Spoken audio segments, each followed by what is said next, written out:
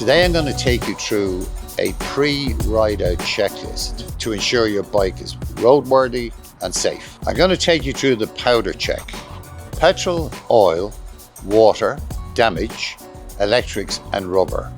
Let's go through each one now. P. Petrol. Is your gauge accurate? The obvious one is check your fuel. Make sure you have sufficient fuel for the journey. O. Oil. Check oil and brake fluid levels. Top up if needed. Test both front and rear brakes. W. Water. Check coolant levels and top up if needed if your bike is not air cooled. D. Damage. An obvious one would be oil spillage underneath the bike itself. If you don't have a drive shaft, check the drive chain's condition and tension and make sure it's properly lubricated. E is electrics.